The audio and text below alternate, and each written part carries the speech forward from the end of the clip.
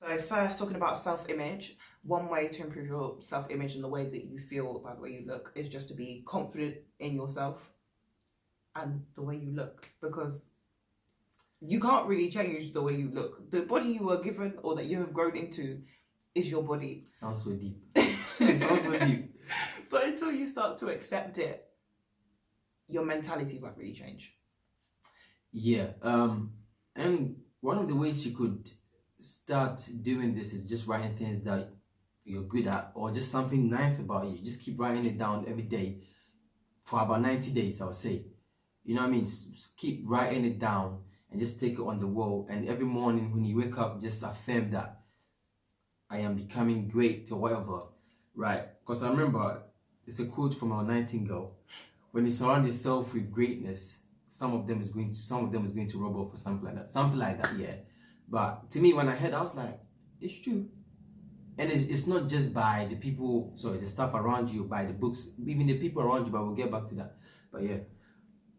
Really, you just got to know who you are and don't be afraid to show it. Because once you're confident in yourself and you know yourself, no one can really shake that or take that from you.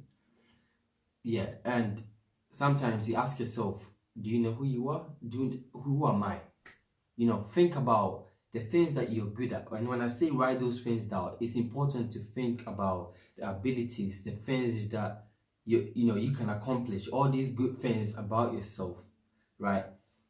Another thing too, that this quote that I used to say to myself, it's a long quote, I'll cut it short, from Think and Grow Rich, right?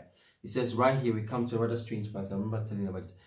Right here we come to a rather strange fact. We tend to minimize the things we can do, the goals we can accomplish, and for some equally strange reason, we think other people can accomplish things that we cannot, right? And it goes on to say that, but you need to know that you hold the deep reservoirs of talent and abilities within you. But when I first said that, at that time, I was thinking, I was in a point where I couldn't really find what I wanted to do. I was kind of looking down on myself and just my surroundings, right? And when I heard that, I was saying that to myself every day, looking at it in the book constantly, and eventually my mentality started changing, the way I see myself, because I felt like I can do so many things, I can accomplish so many things. And a second point I'd say is accept your flaws. Because again, nobody can weaponize anything against you if you're not shaken by it. Whether it be physical flaws like, oh yeah, I have hyperpigmentation, or I have spot-prone skin, or my legs aren't as long as I'd want them to be, literally anything. If you accept them, you don't necessarily have to accept them as flaws, but once you know, okay, yeah, this is something I'm not as happy with, or whatever, then that's fine. You can change it if you so wish. You can learn to love it, but if you're constantly denying it, it's not going to make you happy. And it's funny, I was going to say this, so it's not your body, it's your thoughts. So by you not accepting the things that you have, or all these things, right? Guess what? Once you decide, or once you are not happy about the things all the flaws, right? Your mind will start giving you the reasons why you're not.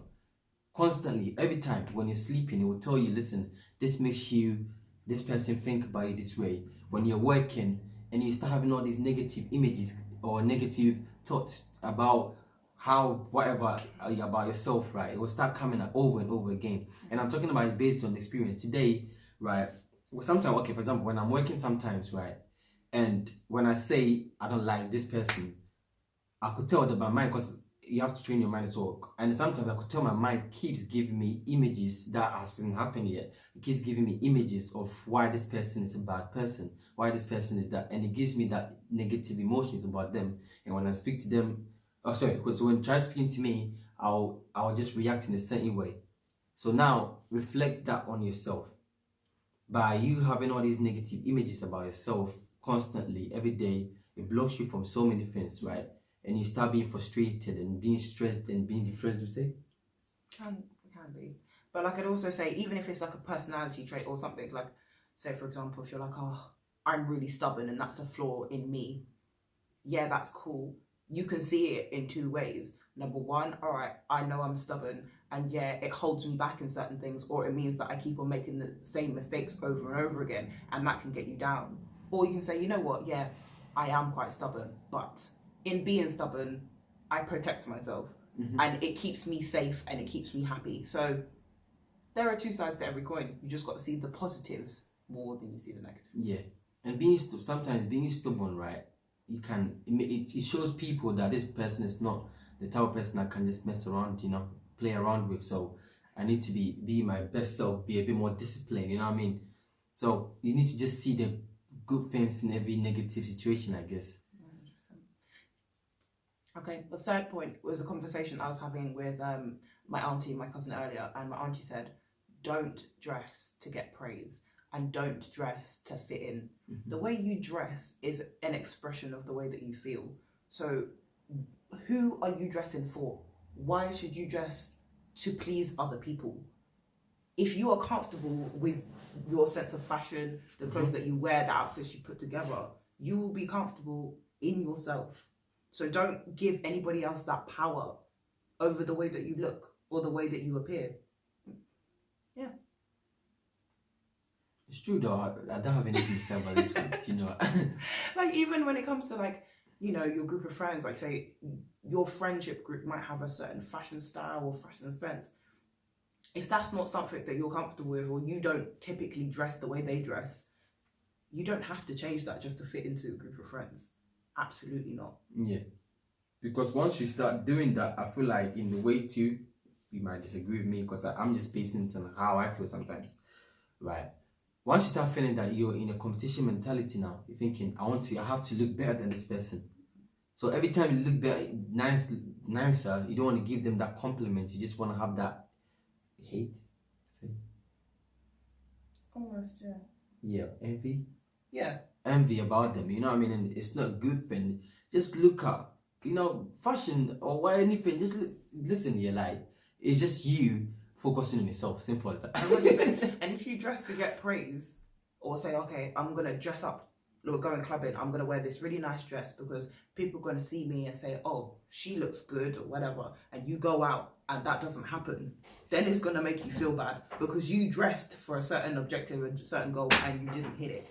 Whereas if you're dressing, you're like, you know what, I feel good in this, it makes me feel confident, and I'm going to go out, I'm going to have a nice time. More time, people will notice that you feel good about yourself, you look good, you feel confident, and they'll probably compliment you for it anyway. It's true. And to be honest, the things that we're saying, it takes a lot of practice in it to do it. It's not going to happen. It's not going to happen overnight. But it's just you making that decision first of all, and just having that, what do you call it? Almost that discipline. Yeah. And that training to want to improve the way that you see yourself. Because there's something that I've started doing lately. I can't remember what, but if I remember, I'll tell you. And most of the time I make mistakes. I do that all the time, right? For example, patience, practicing patience, but that's another thing I'm practicing as well. And then sometimes while I work here, that place, you're more likely to get angry because of how the people are. I don't know, sometimes the way they think, just want to get on your nerves, right? And a lot of times I fail. Sometimes instead of me, just being quiet, I just react straight away and I want to just hit the person or something. So it just takes time eventually. But obviously when I first started it, I wasn't as good as now, but I'm still not perfect in it. So it's just you being more dedicated and just keep going, Yeah, just a thing to add from when you said that, perfection is for you. There is no objective standard of perfection. That idea or wherever that narrative comes from needs to go, okay? Perfection is something difficult to achieve, but you can achieve perfection for yourself. You know what I mean? If you're saying, okay, I want to be confident in my own skin, and that to me would be my perfect version of myself, you can reach that. That is very achievable. But if you're basing perfection on other people and other people's standards, you are not other people, so you're going to have a tough time getting there. Yeah. So definitely want to be hanging out with the wrong people. See, with this one, I'll start off by saying the reason why you're hanging around with the wrong people, to anyone that's hanging around it's certain type of people and you're wondering why my group so messed up, right? Look into yourself, look into your thoughts, what goes on in your head, what kind of feelings do you get? Because those negative feelings or positive feelings, whatever is going on inside, is what is getting you those type of people. Like James Allen said, you don't get what you want, you get who you are. Right? So first of all, look into yourself deep down first before you start thinking, why am I getting those type of people? Right? So once you start, being positive and just changing your self-image, having a positive self-image about yourself and positive self-talk, you see that your surroundings will start changing. Yeah, definitely. To add to that would be to understand your own projections, I'd say, because like you're saying, that the friends you attract, the people you attract in your life, there is always a reason for it, whether you understand it or not. If you say, for example, one of the things that is quite common now, like bashing yourself, even in a banter way, stuff like, oh yeah, I look so ugly today, or why? You know what I mean? That sort of stuff, saying it even as a joke, the more you do it, it's like becoming a negative affirmation for yourself. So then the more you're going to attract people that do that about themselves, and then the more you're going to sink yourself into that mentality of, oh, I do look rubbish today, and then you start to get yourself down about it. And over time, it will grate away, and it will grate you down, because I can tell you, I used to do it all the time, and it got me to a place that I did not like. Yeah. And one of the ways, right, to attract positive people, see, another thing that I trying to tell people is the best way to make the law of attraction work for you, this is my opinion, is to start with the images, the things you see, not just about yourself, but about other people. Whatever you see here, right, it's important. Like, you have to be aware of that. A lot of times people are seeing so many things here, are creating things here, but they're not even aware of it, right? So one of the best ways to do this is by starting off thinking or being aware of the images you see of yourself every day. And then if you can actually overcome that, if you constantly can replace with something great, right, then those people will start coming, because you'll be more excited about yourself. You'll not be scared about certain things that is going there. Because, for example, I was this book called Believe in Yourself, right, and I was talking about this, right? For example, right, someone, a businessman that is making good money, we're thinking about having these images about their business going down and all these losses they're making. And eventually he ended up getting those results. So a lot of results that you're getting right now, it's no one's fault. A lot of the people, relationships, it's funny because we're talking about this, right? Relationships, right? And you're thinking, why am I not with this type of partner? It's because you don't love yourself first. You don't love yourself enough. So you feel like, okay, being with, I just changed the whole topic. But being with someone else, because I'm talking about hanging out with positive or negative people, but you feel like you're not good enough about yourself. And once you feel like you're not good enough about yourself, and you feel like, okay, this person is what is going to make me happy, guess what? You're going to get the same person that is exactly like your copy of you. So just look into those images here and how you're feeling. Yeah.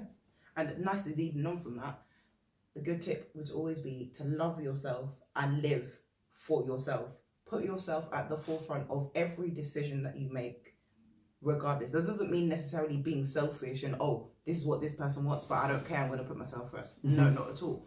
But, oh yeah, it's important to compromise and stuff like that, but your views, your opinions, and your feelings are important.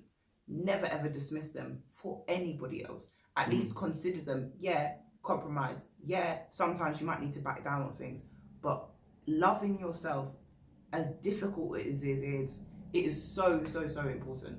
Yeah, and self-love is basically the gateway to getting everything you want in your life. Everything. And self-love is just it could be self-discipline. Self-love is something you could say is self-discipline at the same time. So master these things. Like I said, it takes time, and we are not even perfect. We're still working on that. But I could tell that ever since we are working on that, we are attracting like-minded people every day. You know what I mean? Once we focus on the good things that we want for ourselves and others, we are attracting those type of people in our life. So start doing that more. That's the only way you can attract positive people and make sure you have a positive self-image. But actually, now you have to have a positive self-image first before you attract those people as well. Yeah. So yeah. A final point, well, not final, but another point to say would be to take care of yourself and the way that you look. Oh, that is so important. If you feel rubbish when you leave the house and you feel like you look like rubbish, you're going to project that out into everything that you do. So if that means slapping on a bit of makeup because it makes you feel that bit extra, then do it, because nobody's judging for you for it. If that means that you go with your hair up here in a bun, then do it, because there's nothing wrong with it. I'm going to shout out to my friend Lauren, who said to me, skincare is self-care. And she's been raving on about this since back in school days. And it is so true. Because if you look after your skin, the way you look, your hair, all of that sort of stuff, and you feel confident, everything will be working for you. It's really interesting because I've been seeing these type of posts on Pinterest lately about skincare and all. That's what you're saying, isn't it? And it's true. Whatever you're putting on your skin first, right? It's about, I think, 70 or something% of it is going to your body, right? Something like that. And I've been seeing these posts, but I don't know much about it. But it's talking about something about the things that we put on our skin is really important because it does something to us, innit? Like, so it's always good, like he's saying, if you feel good about yourself, blah blah, I don't know. Like if you take care of your skin, like if you have insecurities, like I have big pores and whatever, whack a face mask on, get some face scrub, do your business, and if you feel like your skin looks better, you are going to feel better in yourself, and you're going to feel more confident and appear more confident. It's all just cycles and patterns, you know what I'm saying? But one thing I will say is, don't get magnifying mirrors. Oh my goodness. A couple of years ago, before I went to uni, I got this, it was 7 times magnification mirror to do my makeup. I opened the box when it arrived, I looked in it and I cried. Because everything in my face was just so big in front of me. Like, you see all the spots in it. Yeah. Like, okay, like you can get magnifying mirrors if you want, but within reason. Like, don't give yourself horror stories that you don't need. You have any last point? Yeah. My final point would say, speak things into existence. If you don't think you're beautiful, heck, you can say it. Nobody's gonna harm you for it. But the more you say it and the more you affirm it to yourself, the more you'll start to believe it and the more you'll see it. Yeah, because one day, we'll talk about repetition, the power of repetition. It's similar to what we're talking about, but it's true. The more you repeat things over and over again, that's when your subconscious mind, innit, takes that on and feel like, okay, well, that's what this person is, or that's what this person wants. And you become that type of person. Eventually, it will just manifest in the way you move, the way you think, the way you act. Everything will move and act is the same. But everything, it will just start happening in your life, right? You start attracting all those things. There's a book called You Can Heal Your Life. And it talks about a lot of reasons why people attract this type of illness or certain things, right? By the things they say on a daily basis. So it could be something so simple like this. You might be thinking, is this normal? That's not going to have an effect on you, but actually it does, right? So if I read that book years ago, and at that time I didn't understand anything about it, but now I'm starting to understand what it was trying to say. So you can heal yourself by, I think, Louis Hay. Check that out. And my last point to be, stop focusing on what you are not and focus on what you are. I just ended here. We'll do another video about that one. So thank you guys, and thank you. Sorry. What do you think? Are there anything that we missed out about improving your self-image, your self-esteem, and your self-confidence? Comment below. And don't forget to check Azari's blog, Zaza's blog, Zaza's Struggles. I'll put the link down. And don't forget to like and subscribe as well. Thank you guys. Take care.